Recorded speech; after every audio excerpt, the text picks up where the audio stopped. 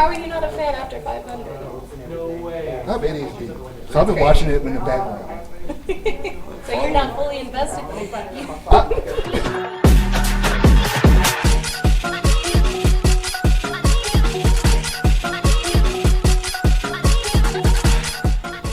Started with our next guest interview. Go ahead with the next question from the audience. Go ahead. Congrats on your engagement, by the way. Thank you. So, reading her in the manga, I knew she was going to be a fan favorite once she was animated, but were you surprised at all at just the instant love that came with voicing Mirko? Absolutely not. I was so happy about her. I remember when she first blew up in the manga and everyone was so excited on Twitter and they were like, yo, look at her, she got melanin, she's kicking butt, and I was like, oh, she's awesome. I want to play her, on the down low. But I wasn't I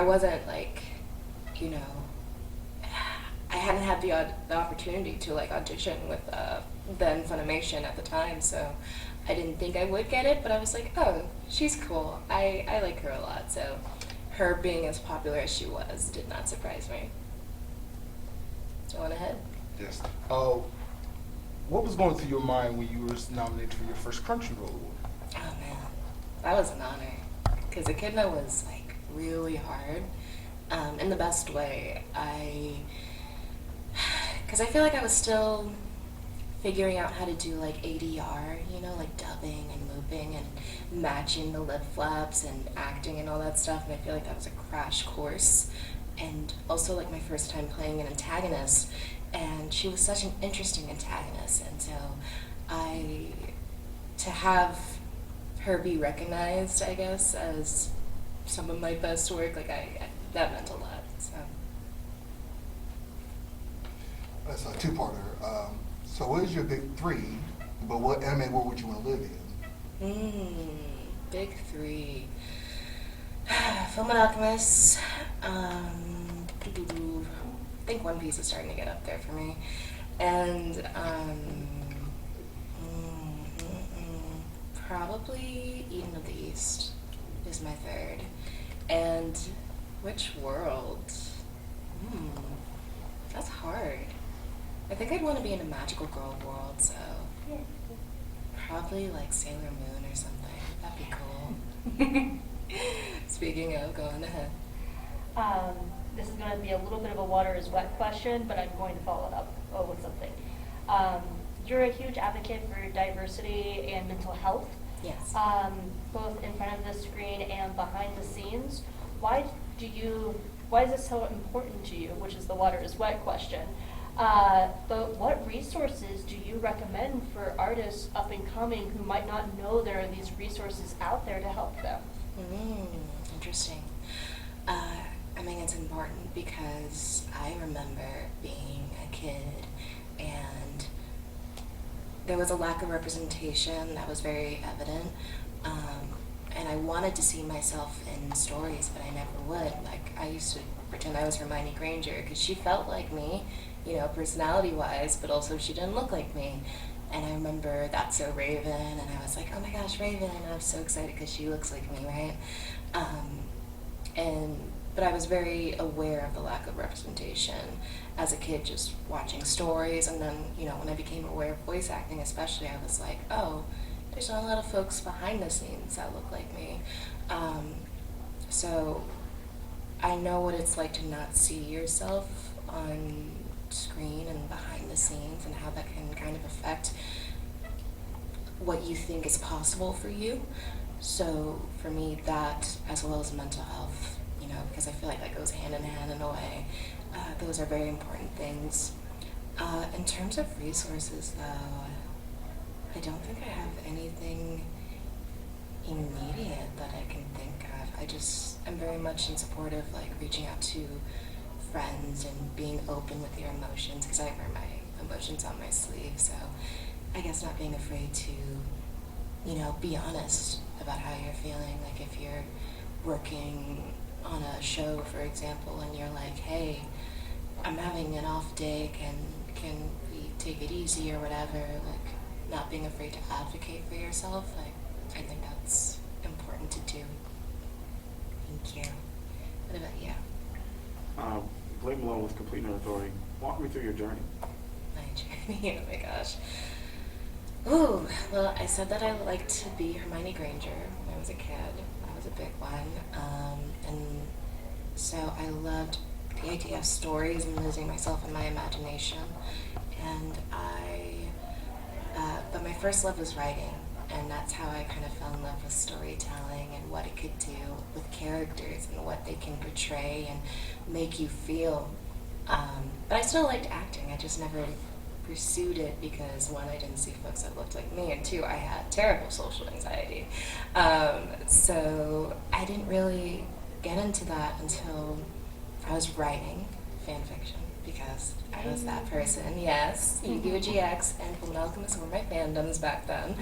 And I was writing fan fiction, and I had a friend who, he was writing fan fiction also, but then he also liked to do voice acting, like fan dubs and stuff. And I'm like, what's that?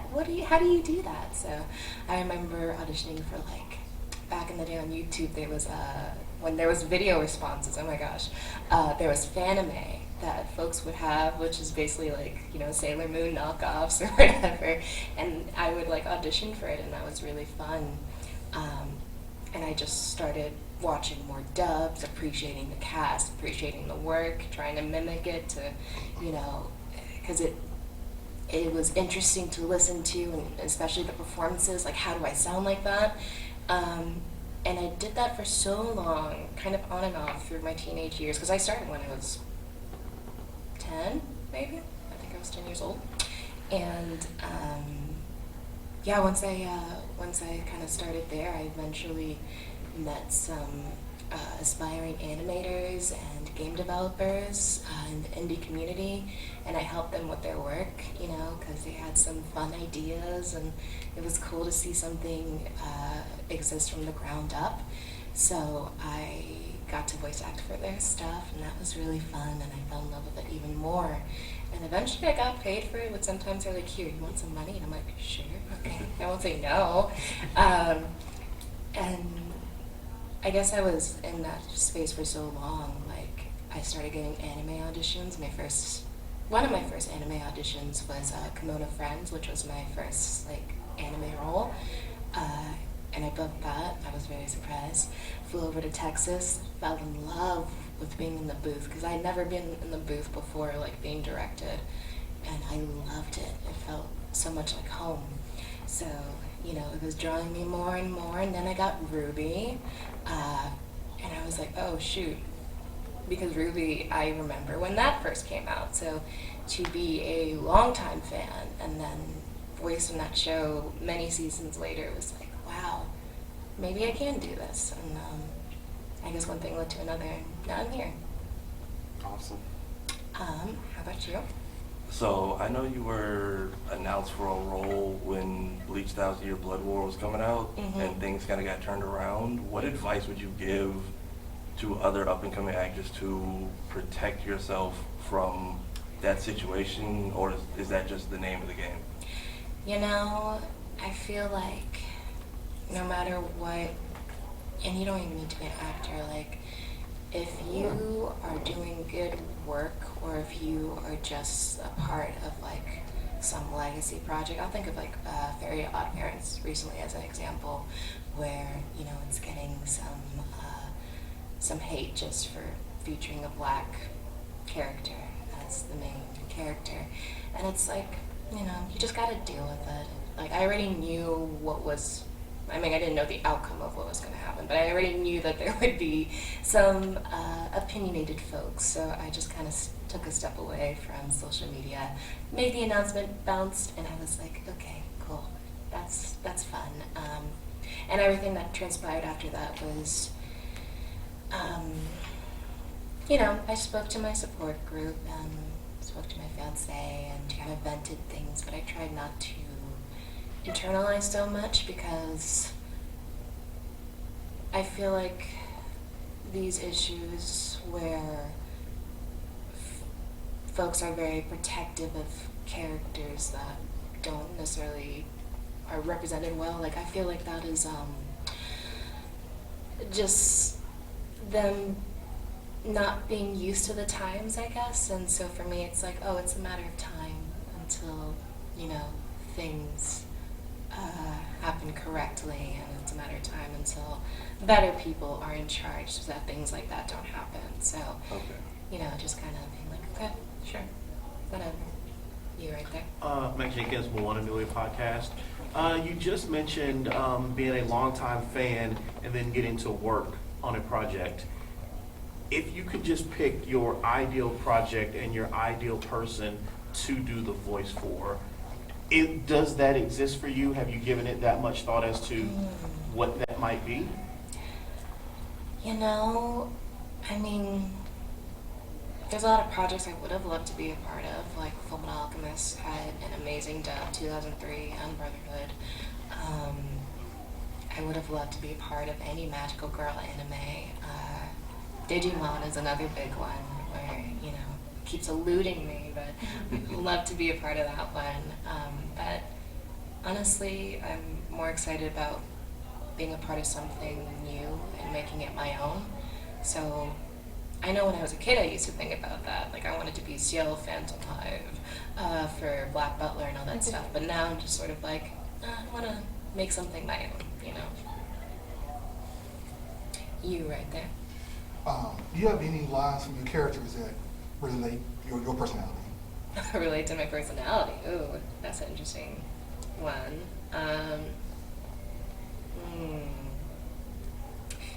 The first one that comes to mind is Tama from I, the Somnium Files, because Tama, she is crazy, very sexual character, but she's the type of person who really messes with her friends. She likes to roast them and all that stuff.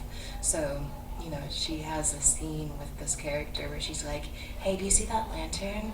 And he's like, what about that lantern? And then she keeps prodding him and goading him, and then she's like, lantern these nuts! And it's like, this is something I would do to my friends, just like mess with them in the most basic way possible. So I think that one is a big one. You right there in the back. Yeah. I got very excited when he said that he was used to write fan fiction, because I too am a fan fiction writer. Let's go. Let's go. So I just have to ask, what do you think about this kind of new era we're moving into, where fanfic writers like Ali Hazelwood are stepping actually into the mainstream, being picked up for like movies and books of their own, and seeing fan fiction evolve to not be this kind of like secret thing that we do, but like being proud as fanfic writers. It is so interesting. Like, I read fan fiction more sparsely now, but you know, to see folks actually publish their stuff, to see like, I think the earliest example was like 50 Shades of Grey, and that was like a Twilight fan fiction or whatever. And it's like, that's so interesting. Because I feel like there's so many good writers in fan fiction, so some that honestly are probably better than the actual published ones. So to see that be recognized and to see this increase of like fan work being, I guess, acceptable as professional work, like I love that. I think it's really cool. Because it's such an important part of fandom. It It is. was fan fiction and zines that saved Star Trek, that saved Exactly. Star Wars, and carried it. And it's so, especially being piloted by women, queer women, women of color, like it was women who carried fandoms for so long. 100%. I mean, I feel like that's the reason why we have conventions in the first place. Just people who are excited about these fandoms, and people who, you know, they love to get together and do pictures and here's my ship, look at my ship, you know, making out and all that stuff. And I think, yeah, fandom is such an important part of like, I think any piece of media. So if you have a fandom that's very dedicated and wants to, you know, see all these things out of it, I think fandom is cool. So, Last question? What is your favorite part about being a black nerd and being a part of Black culture? I love it. I love seeing women of color in anime and all the things. I I love how fun you know, black people are, especially on Twitter. We make the funniest jokes, and it's just so fun. Like, being at these like events, like, you know, MomoCon is very diverse, but also there's a lot of us, and it's like, ah, man, this is cool. Like, I love seeing this Cloud cosplayer twerk, you know, like, that's fire. So, I just love seeing us express ourselves and be unapologetic, and, you know, it's cool because I also remember a time when it wasn't cool to be like that. I mean, for me, I just kind of did it, you know, unapologetically because I was socially awkward anyways. But to see how it's changed from like, oh, you like anime, weirdo, to those same folks being like, anime is so cool, oh my gosh, have you watched this? And it's like, that's interesting, but, you know, that's cool that we've gotten to that point where we're cooler than the cool kids.